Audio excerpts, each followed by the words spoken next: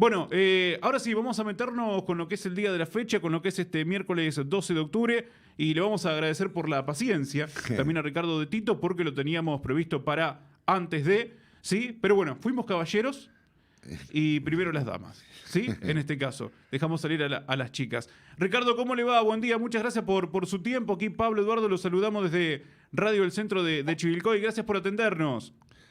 Buen día, ¿cómo están ustedes? Bien, bien, Y Ricardo. Bueno, mejores recuerdos siempre para los amigos chivilcoyanos. bueno, acá hay gente que ya nos estaba reclamando por su presencia, ¿sí? Como el señor Juan Manuel Tiscornia, por ejemplo. Bueno, sarmientista igual que usted, ¿no? ¿Qué?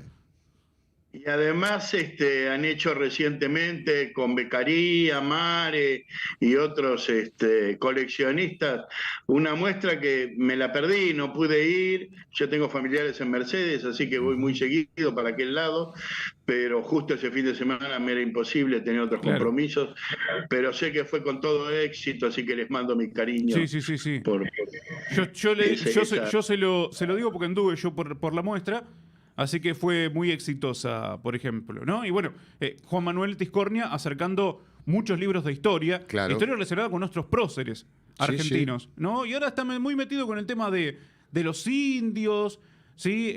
Un poco la población nativa, Claro. ¿sí? Bueno, y me parece que es un día también en el que los podemos traer, ¿no? A colación, Ricardo, ¿no? Porque tiene que ver con, bueno, Cristóbal Colón y con este 12 de octubre y con lo que algún día, en algún momento fue, por lo menos cuando yo iba a la escuela, era el Día de la Raza. Sí. Sí, y bueno, ahora que se le ha cambiado, digamos, la denominación. La figura de Cristóbal Colón, sí, media polémica, sí, porque, bueno, hay algunos que obviamente lo elogian y otros que lo denostan. ¿Qué nos puede decir? Bueno, yo creo que, como dice un viejo dicho, lo primero es lo primero. Lo primero, Sí. lo primero. O sea, ¿qué significó para la historia de la humanidad el arribo de las famosas 3 carabelas a el Caribe, a Centroamérica? Significó un cambio, un giro histórico, porque no se suele tener presente que hasta ese 12 de octubre de 1492, lo que es actualmente el planeta Tierra, tenía 2 zonas claramente delimitadas y autárquicas entre sí. O sea, lo que nosotros llamamos después continente americano, por Américo Vespucio, Sí, era una inmensa variedad de culturas, naciones, idiomas, dispersos desde Alaska hasta la Tierra del Fuego, que vivía en forma completamente aislada de lo que podríamos llamar el resto del mundo, entre comillas. Sí. Porque Europa, Asia, el norte de África, la zona sobresahariana, digamos, de África, estaban en contacto desde hace siglos. Sí. Todos lo sabemos, que las culturas de Medio Oriente o de Cercano Oriente, con el Mediterráneo como eje, construyeron una cultura que es afro-euroasiática. O sea, Alejandro Magno, los emperadores romanos, el comercio con China, con la India. Tenían allí un mundo. Y después había otro mundo que eran centenares de diversas culturas regadas aparentemente, según las teorías más vigentes, ingresando por el estrecho de Bering, o sea, en contacto en la época de las glaciaciones, ¿no? Claro, los vikingos. En contacto con poblaciones originariamente asiáticas y tal vez de origen más pretérito africano, pero que habían construido una serie de las cuales nosotros en general conocemos a los mayas, a los aztecas, a los incas, pero esos son las culturas más cercanas al momento de la llegada de los europeos. Además de ellas existían centenares de pequeñas o medianas poblaciones en los más increíbles ambientes ecológicos distintos, el Amazonas, las selvas centroamericanas, las culturas andinas que vivían a 3 o 4 mil metros de altura. O sea, quiero decir, en la significación histórica del contacto entre esas dos grandes civilizaciones que hasta previamente, más allá de algún contacto esporádico con los vikingos en Terranova, en el norte, no había existido, es un cambio, un giro histórico para toda la humanidad. Solo pensemos en este detalle. Los euroasiáticos, africanos, no conocían el maíz y los americanos no conocían el trigo. Claro. Algunos no conocían la papa y los otros, o el tomate, y los otros no conocían los viñedos, miren lo que se perdían. O sea, quiero decir, el cambio para la historia de la humanidad, primero, por eso digo, primero es lo primero. Claro. ¿Qué significa que hayan entrado en contacto las culturas que nosotros normalmente centralizamos equivocadamente en Europa, pero que detrás de ellas tienen un inmenso bagaje cultural, sobre todo y en forma directa de los musulmanes, de los árabes, por supuesto, ¿no? Que habían 1000 años habían vivido en España. Y además de todo lo que viene atrás, el Indostán, los chinos, los japoneses incluso, porque casi coincidentemente, con una diferencia de 1 o 2 años, a que Colón llega a América, Vasco da Gama da la vuelta al Cabo de Buena Esperanza y llega a la India también por vía marítima. Entonces, el mundo pasó a ser uno. Con Magallanes se concreta eso 20 años después, 30 años después, en 1520, 1521, cuando se concreta la primera vuelta al mundo por vía marítima. La primera vuelta al mundo por cualquier vía, digamos, que es la única que había en ese momento era la marítima. Entonces, primero definamos la importancia histórica que tiene octubre de 1492 para la humanidad. Luego empecemos a precisar en qué condiciones se dieron, las cosas que pueden ser objetables, pero poner en tela de discusión que había una necesidad histórica, de la lógica histórica del desarrollo tecnológico de la humanidad, que iba hacia la necesidad de un único mundo, no de dos mundos que se ignoraban entre sí, porque era así, hasta 1492, son dos mundos que se ignoran, que ninguno de ellos sabe de la existencia del otro. Tiene contacto, tiene intercambio, y vuelvo a decir lo mismo, unos hacían pan con maíz y otros hacían pan con trigo, o con arroz, como los chinos, ¿no? ¿Me explico lo que quiero decir? Entonces, la importancia es para la humanidad, qué sé yo, es aún más importante que la llegada a la Luna de 1969, porque significó que la Tierra pasó a tener una unidad, a ser un único planeta. Hasta ese momento había dos grandes civilizaciones distintas, que además tenían contactos episódicos entre sí, porque en realidad, por ejemplo, el Imperio Azteca no tenía directamente ningún vínculo con el imperio incaico, que eran los dos grandes imperios americanos, porque en el medio está la terrible selva del Darién, que los dividía ahí en Panamá, al norte de Panamá, que todavía hoy es prácticamente imposible de cruzar, así que imagínense lo que sería para los rudimentarios pueblos que no conocían la rueda, por ejemplo, para que tengamos una idea. En América no se conocía la rueda, se hacían cosas maravillosas, pero por ejemplo, imagínense una América sin caballos ni vacas. Eso era América, o lo que es el continente americano, antes del año 1500. Y fíjense qué curiosidad, porque Pedro de Mendoza deja abandonadas algunas vacas cuando se retira después de su fracasado desembarco. Eso se transformó después en la gran potencia económica de las pampas argentinas por la reproducción sencilla del ganado. Es una cosa completamente increíble. Entonces, el Día de la Diversidad Cultural, como se lo llama ahora, no sé si el nombre es muy bueno, es mucho mejor que Día de la Raza, por supuesto, ¿no? Porque Sí, eso sí, sí, identificaba sí. a que había una sola raza que era la española, la conquistadora, una verdadera vergüenza. Pero bueno, así se construyen también poco a poco los relatos históricos también, ¿no? O sea, esto no es ninguna novedad, esto va variando con el tiempo y por suerte estamos teniendo miradas más equilibradas del pasado. Pero vuelvo a insistir entonces en el primer punto, porque si no es como que el árbol nos tapa el bosque. Sí, O sea, después los cómo sucedieron las cosas nos ocultan qué pasó. Lo que pasó es que hubo un cambio sustancial para toda la humanidad. Sí, y además, exacto. si no era Colón en 1492, iba a ser otro en algún momento, seguro. Absolutamente. Y si no eran los españoles, eran los portugueses, y Claro. si no los ingleses o los holandeses.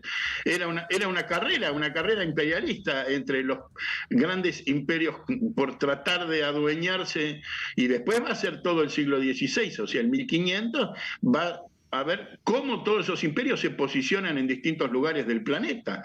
Los holandeses, por ejemplo, siendo un país territorialmente muy pequeño, pero con gran desarrollo industrial, van a ser fuertísimos en el comercio en todo el sudeste asiático y durante muchísimos años.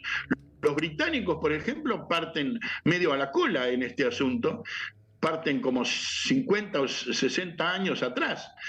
Pero las mismas personas como Sebastián Caboto, que nosotros lo conocemos como Gaboto, tiene 3 apellidos porque sirvió alternativamente a los españoles, a los portugueses o a los ingleses. Cabot, Gabot y Caboto. Y es la misma persona. ¿Por qué? Porque era un gran navegante. O sea, es como vos decís, hubiera sido uno u otro. Desde el momento en que se logró construir navíos que fueran capaces de cruzar océanos, la historia de la humanidad cambió. Salimos de la encerrona del Mediterráneo o del Mar del Norte o de las exploraciones vikingas que llegaban a Islandia o tocaban Groenlandia, pero digamos sin ningún interés de posicionarse en otro lugar. Esto, por supuesto, va de la mano de otro hecho, que es el surgimiento del Renacimiento y el humanismo. Sí. O sea, hay un hecho paralelo, que son que las grandes monarquías se sustentan sobre un cambio cultural fundamental, que es el Renacimiento. O sea, no hay descubrimiento de América sin Leonardo da Vinci, sin Miguel Ángel, sin Rafael Sanzio, sin las esculturas y pinturas de Florencia, de Firenze, de Roma, del norte italiano, sin el protestantismo que cambia las bases digamos, y produce un cisma fundamental en la religión cristiana. Entonces, son dos hechos. Por un lado, esa revolución social, tecnológica, etcétera, que significa el Renacimiento, que coloca al hombre en el centro del progreso de la sociedad, saliendo de los esquemas típicamente feudales, monárquicos y teístas, o sea, basados en Dios. Y por el otro lado, el recurso técnico de poder hacer viajes que eran muy costosos, muy lentos, pero, y además, bueno, para los que escuchas, recordar que funcionaban con los vientos, nada Claro, más. O Sí, sea que claro. sí, sí, sí, las sí. carabelas se movían si soplaba el viento, si no se quedaban paradas donde estaban y no se movían tal vez por una semana. Sí, no había GPS tampoco, era No. a través de las estrellas y todo Exacto. lo demás, ¿no? No, lo que sí se sabía que el mundo era redondo, eso ya estaba fuera de discusión en todo el mundo científico, nadie discutía eso a esa altura del partido. O sea, es una falsedad la que se dice que todavía creían que el mundo era plano. Claro, al no haber dado la vuelta al mundo no se sabía cómo era, digamos, Sí. o sea, había que saber de qué se trataba eso. Entonces, hay terra incógnita, como lo ponían ellos, tierras desconocidas, como la Patagonia lo fue durante mucho tiempo, Tierra del Fuego y después la Antártida. Siempre figuraban hasta mediados del siglo XVI va a figurar como terra incógnita. Australia, por ejemplo, que creían que estaba pegado a la Antártida al principio. Quiero decir, pero todo esto esto fue gracias justamente a la osadía de lanzarse a la aventura de navegar hacia el oeste sin límites. Claro. Por supuesto que creyeron que llegaban a las Indias Orientales, pero con la salvedad de que ellos ya tenían claro más o menos cuánto era, eso se sabía de la época de los griegos, cuánto era el diámetro del giro terrestre. Por lo tanto, ellos sabían que no podía ser la China, o sea que estaba demasiado cerca para ser la China. Así que por eso lo de Indias Orientales e Indias Occidentales. Digo porque entre los mitos se dice que llegaron y creyeron que eran los chinos, y desde el principio los europeos se dieron cuenta que no podía ser la China, sencillamente porque habían llegado demasiado rápido. Claro. Sí. Sí, bueno, me imagino también lo que habrá sido ese viaje, ¿no? Sí, digo, no solamente por la demora, por lo que estaba diciendo Ricardo de los vientos, sino por el hecho, bueno, de no encontrar tierra, y bueno, empezaban los descreimientos ahí, hasta que, sí, pudieron desembarcar. Sí, bueno, a partir de ahí se empieza a construir el resto, ¿no? Las subordinaciones arriba de los barcos eran moneda corriente. Y sí, claro. Los grandes navegantes tenían que tener mano de hierro, porque la gente, ni bien empezaban las enfermedades o la falta de alimento, aparecía siempre algún capitán que se sublevaba contra el otro barco, contra el barco principal, era muy común. ¿Por qué? Porque sí, por ejemplo, ¿saben cómo le decían a Buenos Aires después que volvió la gente de Pedro de Mendoza, de los primeros primeros fundadores? Le decían el puerto del hambre en Europa. Nadie quería venir a Buenos Aires, nadie, porque decían que acá la gente se moría de hambre, y es cierto, La Pampa no tenía nada. O sea, si los aborígenes locales no les acercaban alimento, los españoles no, digamos, no es la selva amazónica donde uno puede sacar frutas, claro. ¿me explico? O sea, donde hay alimentos que naturalmente da la tierra. La Pampa era una cosa que no había un solo árbol. Nosotros tenemos una imagen occidentalizada de La Pampa. No era así, era yermo completamente, o sea, no había nada de nada. Y murió tanta gente de hambre acá que hasta se comían los cadáveres de un hombre de la expedición de Mendoza en el año 37 se comió a su hermano. Y sí, lógicamente. Por el hambre. Así que imagínense obviamente. que después ni los presos querían venir acá. O sea, tampoco hay que ver las cosas como nada más la sed de los conquistadores por hacerse por supuesto, de oro, plata, riqueza. Todos ellos tienen la voluntad de un mercantilista, un capitalista que invierte dinero para ganar dinero, y a eso vienen. Y entonces por eso son tan crueles, ¿no? Y por eso todos locos con las minas del Potosí o con la fantasía del Dorado, etcétera, etcétera. Ese era lo que los movía.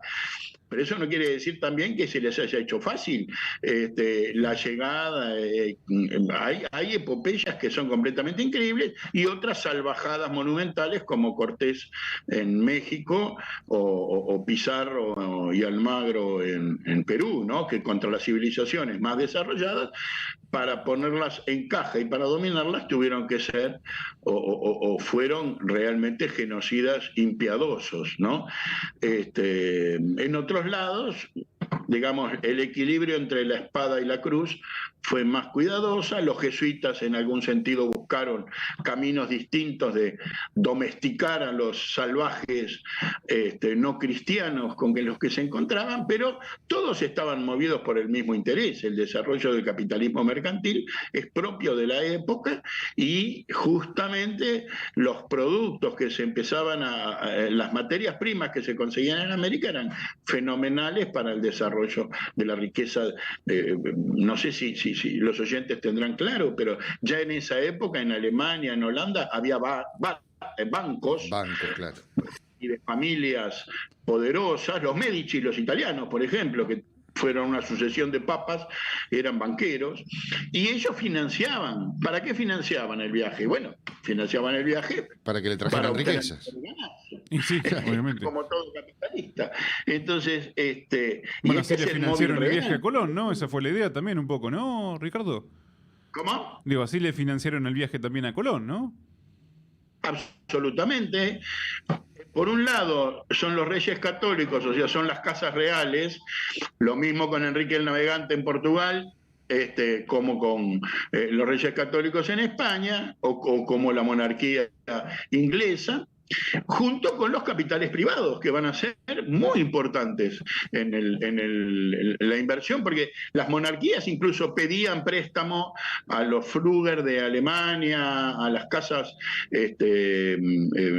digamos, a los bancos, que eran los que tomaban empréstitos, y eso es lo que se conoce después como contratos que se hacían, concretamente eran contratos en el que el adelantado o la persona que iba a estar a cargo de se comprometía, a él le daban una X cantidad de tierras y él a su vez se comprometía a los pagos correspondientes. Entonces las minas de Zacatecas, el Potosí, se transformaron en la meca de todos ellos, porque era, imagínense,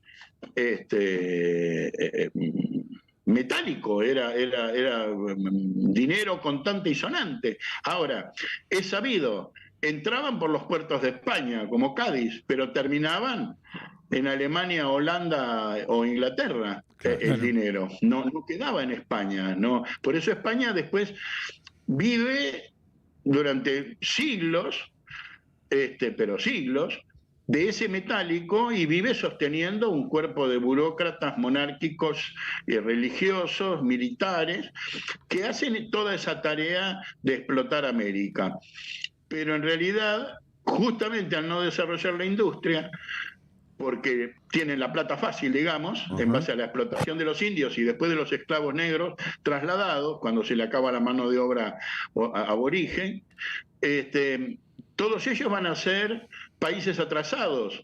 En cambio, Holanda, Inglaterra, Francia, que desarrollan la industria, van a ser con la revolución industrial de la década del siglo XVIII, de las últimas décadas del siglo XVIII, van a ser los que tomen la delantera. Entonces, tenemos en ese nuevo mapa mundial, de un mapa único del mundo, a dos potencias originarias, Portugal y España, que están ubicadas justito en el lugar exacto, porque están a las puertas del Océano Atlántico, que un siglo, 2 siglos después van a ser completamente desplazadas por la economía mucho más potente de Inglaterra, Francia, Holanda, incluso Alemania y más rezagadamente Italia.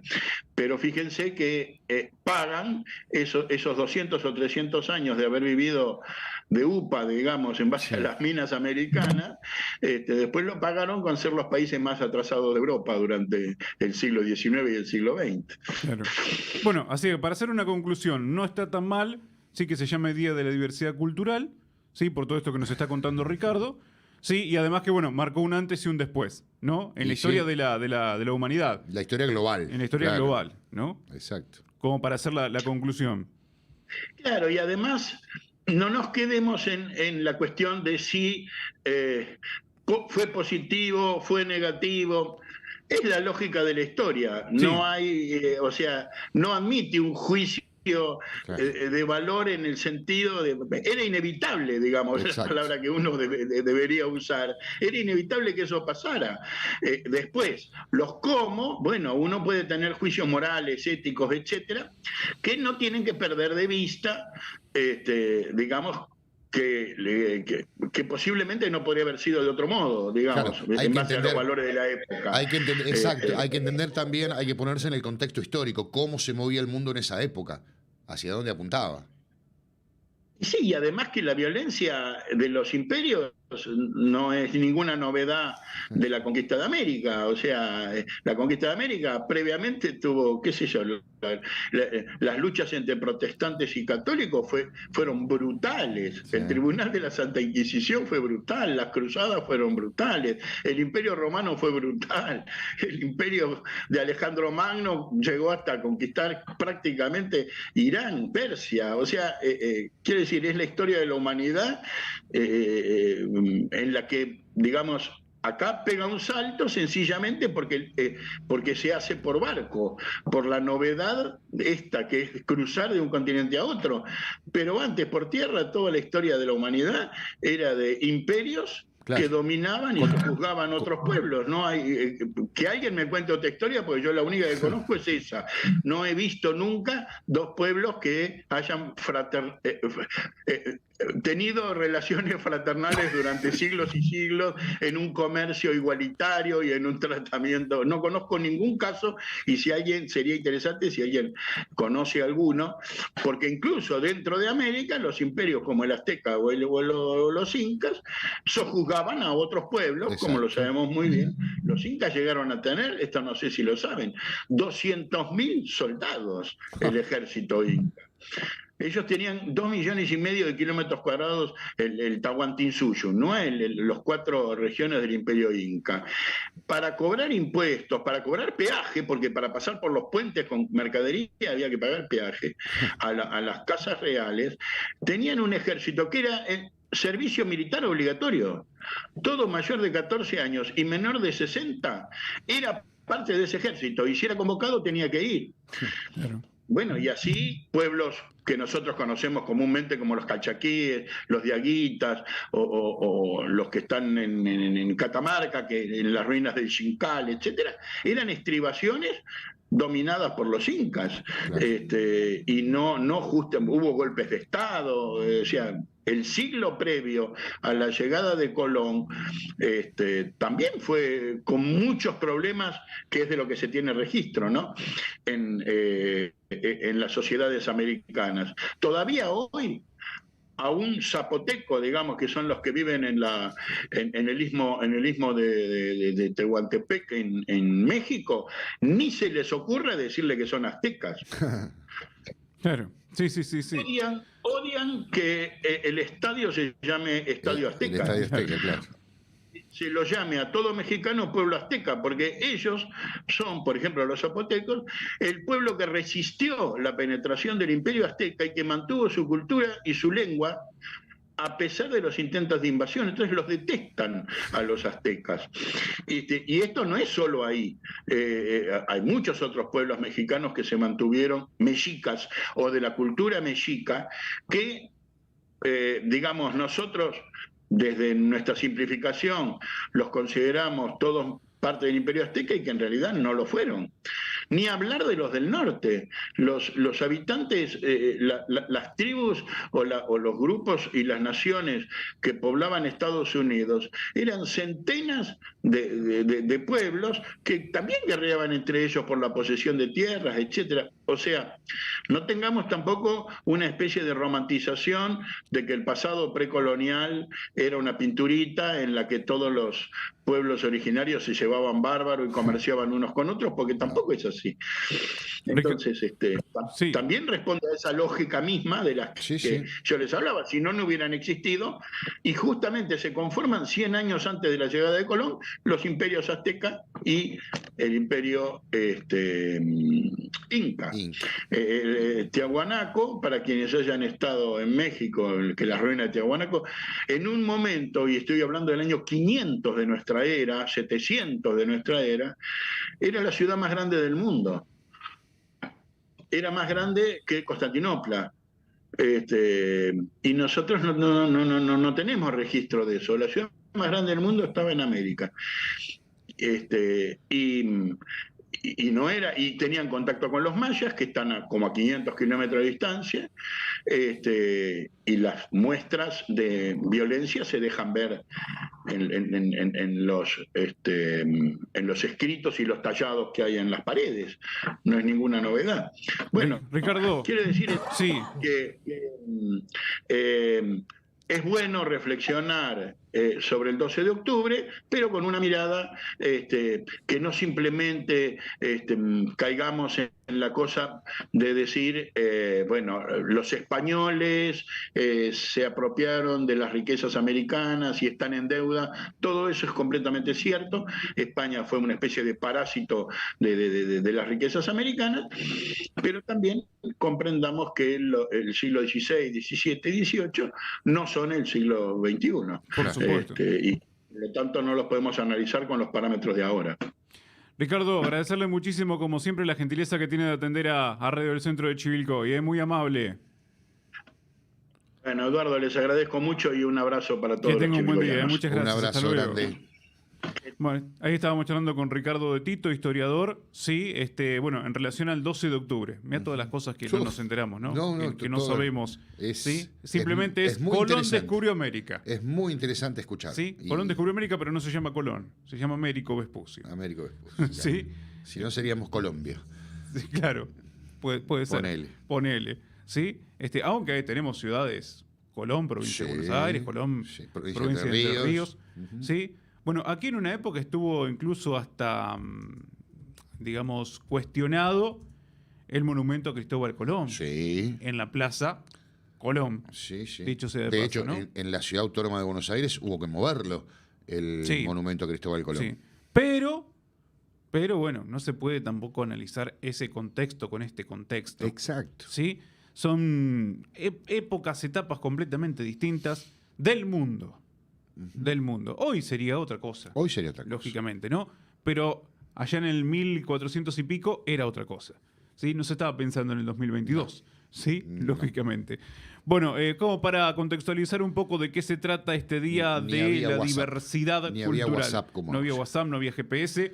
Sí, y por eso está soplando tanto el viento. Es para homenajear a Cristóbal Colón y el viaje en sus carabelas.